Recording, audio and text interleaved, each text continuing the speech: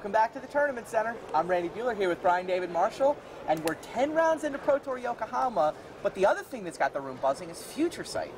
Yeah, we've got a Future Sight pre-release going on, like 20 feet from here. We got Camille Cornelissen, Bram Snepvangers, Antoine Rouel. Yeah, it's kind of funny. I mean, this is Tokyo's pre-release, so but then you got a bunch of American players, not American players, English-speaking Pro Tour players who got knocked out of day one of the Pro Tour. They're like, of course they're going to go play the pre-release. They're gamers. They're going to game. But how can they? There's like 50 keywords in Future Sight, so can they handle the Japanese? So there's one English language pre-release going over there, and that means that all the random pros are in the same flight. We got one pre-release flight with... It might be the toughest pre-release in the world. Yeah, what problem? It's got to be. Camille Cornelissen, Antoine Rouel, who else is in that thing? Bram Snepvangers. Paulo Damo, yeah, PV. Crazy. So, and then the other thing, people keep looking at Future Sight cards and going, God, if only I could have had this in my deck.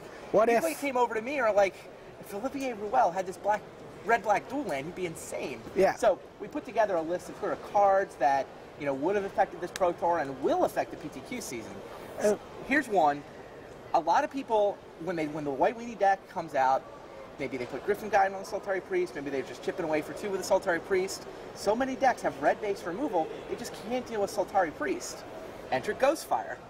Probably not, the most spectacular card in the set, but I mean, he gets the job done. That's a pretty solid role player. Sure, absolutely. It seems, kill, like you said, kills a priest. It's a instant speed where people are playing Rift Bolt and paying 3 mana for it quite often at sorcery speed. So it seems like it would have been just a nice card to have when you're making your deck considerations. What's the next card on the list? So next up, I think we have some blue counter spells that could have been kind of interesting. Situational. Nyx is a situational counter spell. It says counter target spell if no mana was spent to play it. So that means if it's been suspended and it's resolved, absolutely. Lotus Bloom, a Dragonstorm copy. Okay. Yeah, any card you're bringing in off suspend. And there's a couple of 0 casting cost cards. There's what's the card Mike previewed? Pact of Negation. That seems like a fine card to next. Definitely seems like a sideboard card. A card that seems a little more likely to see play in Constructed is Delay, which people are already talking about as the new Remand. There are a couple of players who are like, this is definitely going to be like a $3 or $4 uncommon. They're like, we got to trade for 4 of these right now.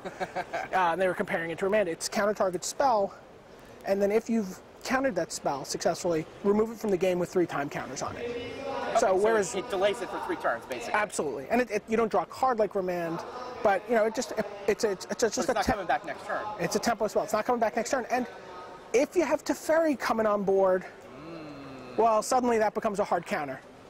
Interesting. Because the suspend cards can never come into play off of Teferi. Interesting. So it seems kind of fun. Something to trade for. It's pre-release. I mean, we're a couple time zones ahead, so a lot of these guys may not have been to the pre-release yet, or they're getting ready to go out. Yeah, it just definitely seems like one of the high-value uncommons in the set. Makes sense. We'll see how it plays out. Now here's the dual land that you've got in your hands right here. High-value rare. This is a cycle of lands. I didn't even know it existed. Yeah, it's the cycle of multi-lands, except every multi-land in the cycle has a different mechanic. Because they're multi-lands from the future. So it's not just one cycle. If it's a cycle, it would just be a cycle from the present. So here's 5 different mechanics that could appear on cycles of dual lands in the future, and one of them has been brought in. So yeah, Graven Karn's like fixes sort of a mana fixer. It's a mana filter. So for Rakdos mana, you can get and tap. You can get black red, or red. So you could. It's a pretty solid. Basically, it's your black-red dual land. Yeah. If you've got the black mana, it gives you the red. If you've got the red mana, it gives you the black. There were a lot of people who wanted to play with Blood Knights in decks where it was kind of turn 2 Blood Knight. That's turn 2 Blood Knight off a swamp is really sexy. Yeah. So and then there's the green-white one. Sure. Oh, whoops! I guess that one's coming up. This is a card Jose Echeverria would have liked to have had last round. This is Take Possession. Yes, we were watching a feature match. Echeverria was playing against Mark Herberholtz. Herberholtz had down Teferi's Moat, stopping all the black creatures from attacking, stopping Plague Slivers, which were doing a lot of damage. Stopping Shadow Mage Infiltrators, which were like a real key for Jose Echeverria, generating card advantage and getting through. I mean, he's been riding those cards all weekend to, impressive, card advantage wins in the mirrors. And Herberholtz had his sneaky little Teferi's Moat, and well, Take Possession would let you take that. Nothing you could do. Let you take Teferi. It's, I mean, at 7 mana, but in that matchup, you get to 7 mana. You get to 7 mana all the time. Lands, absolutely. Between just, you know, control and control, you're both playing this land where you've got a huge amount of land, and it can't be countered. Yeah, it seems like that's going to be a big control sideboard card. Could be huge. Yeah, I think it's going to be a very big card. Definitely something you're going to be playing with and against in the PTQ season, I would Yeah, absolutely. And then I think, Horizon Canopy, this is the card I was talking about before. It's an example of one of the other mechanics. Right. It's a pain land. It's like a City of Brass. You know, you pay life to get either green or white mana. And it's got kind of a Mind Stone effect where you can sacrifice it to draw a card. I saw a blue-black one where it makes blue unless you played a land this turn. Yeah, that in which case it makes a black. That's, you know, and players are really buzzing about these. Like, oh man, if I could have had any of these cards to work with for the PT, my deck decisions would have been a lot easier. My mana would have been a lot less complicated, a lot less fragile. So these are definitely going to be cards you're going to see at the PTQ. We've been talking all weekend about how rough the mana was in this format and how hard it was to play 2.